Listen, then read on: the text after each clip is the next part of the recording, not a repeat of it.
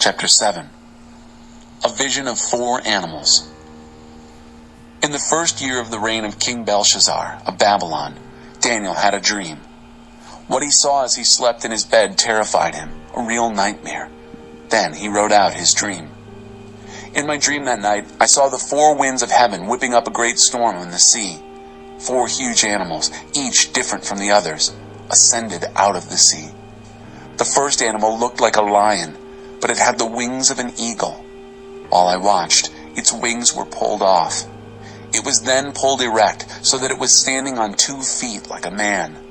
Then a human heart was placed in it. Then I saw a second animal that looked like a bear.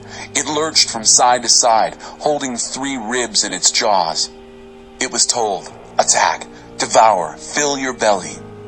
Next I saw another animal. This one looked like a panther. It had 4 bird-like wings on its back. This animal had 4 heads and was made to rule. After that, a 4th animal appeared in my dream. This one was a grisly horror, hideous. It had huge iron teeth. It crunched and swallowed its victims. Anything left over, it trampled into the ground. It was different from the other animals. This one was a real monster. It had 10 horns. As I was staring at the horns and trying to figure out what they meant, another horn sprouted up, a little horn. 3 of the original horns were pulled out to make room for it. There were human eyes in this little horn, and a big mouth speaking arrogantly. As I was watching all this, thrones were set in place, and the old one sat down. His robes were white as snow. His hair was white like wool. His throne was flaming with fire, its wheels blazing. A river of fire poured out of the throne. Thousands upon thousands served him. Tens of thousands attended him. The courtroom was called to order, and the books were opened. I kept watching. The little horn was speaking arrogantly. Then, as I watched, the monster was killed, and its body cremated in a roaring fire. The other animals lived on for a limited time, but they didn't really do anything, had no power to rule. My dream continued. I saw a human form, a son of man, arriving in a whirl of clouds. He came to the old one and was presented to him. He was given power to rule, all the glory of royalty. Everyone, race, color, and creed, had to serve him. His rule would be forever, never ending. His kingly rule would never be replaced. But as for me, Daniel, I was disturbed. All these dream visions had me agitated. So I went up to one of those standing by and asked him the meaning of all this. And he told me, interpreting the dream for me. These 4 huge animals, he said, mean that 4 kingdoms will appear on earth. But eventually, the holy people of the high God will be given the kingdom and have it ever after. Yes, forever and ever. But I wanted to know more. I was curious about the 4th animal, the one so different from the others. The hideous monster with the iron teeth and the bronze claws, gulping down what it ripped to pieces and trampling the leftovers into the dirt. And I wanted to know about the 10 horns on its head and the other horn that sprouted up while 3 of the original horns were removed. This new horn had eyes and a big mouth and spoke arrogantly, dominating the other horns. I watched as this horn was making war on God's holy people and getting the best of them. But then the old one intervened and decided things in favor of the people of the high God. In the end, God's holy people took over the kingdom. The bystander continued, telling me this. The 4th animal is a 4th kingdom that will appear on earth. It will be different from the first 3 kingdoms, a monster kingdom that will chew up everyone in sight and spit them out. The 10 horns are 10 kings, one after another, that will come from this kingdom. But then, another king will arrive. He will be different from the earlier kings. He will begin by toppling 3 kings. Then, he will blaspheme the high God, persecute the followers of the high God, and try to get rid of sacred worship and moral practice. God's holy people will be persecuted by him for a time, 2 times, half a time. But when the court comes to order, the horn will be stripped of its power and totally destroyed. Then, the royal rule and the authority and the glory of all the kingdoms under heaven will be handed over to the people of the high God. Their royal rule will last forever.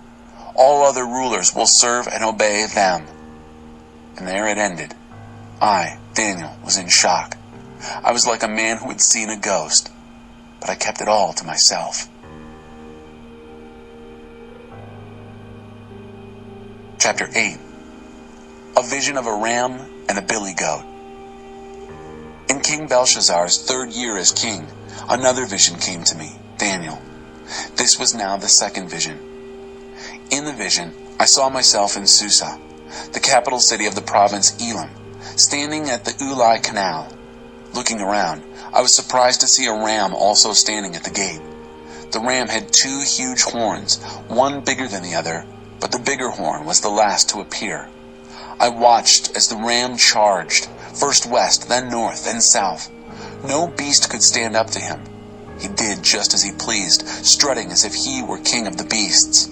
While I was watching this, wondering what it all meant, I saw a billy goat with an immense horn in the middle of its forehead come up out of the west and fly across the whole country, not once touching the ground.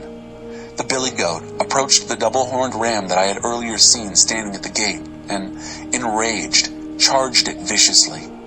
I watched as, mad with rage, it charged the ram and hit it so hard that it broke off its 2 horns. The ram didn't stand a chance against it. The billy goat knocked the ram to the ground and stomped all over it. Nothing could have saved the ram from the goat. Then the billy goat swelled to an enormous size. At the height of its power, its immense horn broke off, and 4 other big horns sprouted in its place, pointing to the 4 points of the compass. And then, from one of these big horns, another horn sprouted. It started small, but then grew to an enormous size, facing south and east, toward lovely Palestine. The horn grew tall, reaching to the stars, the heavenly army, and threw some of the stars to the earth and stomped on them. It even dared to challenge the power of God, Prince of the celestial army. And then, it threw out daily worship and desecrated the sanctuary. As judgment against their sin, the holy people of God got the same treatment as the daily worship. The horn cast God's truth aside. High-handed, it took over everything and everyone.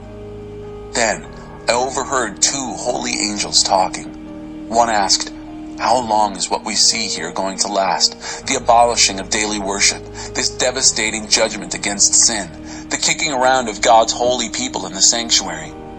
The other answered, "Over the course of 2,300 sacrifices, evening and morning. Then the sanctuary will be set right again." While I, Daniel, was trying to make sense of what I was seeing, suddenly there was a human-like figure standing before me. Then I heard a man's voice from over by the Ulai Canal calling out, "Gabriel, tell this man what is going on. Explain the vision to him."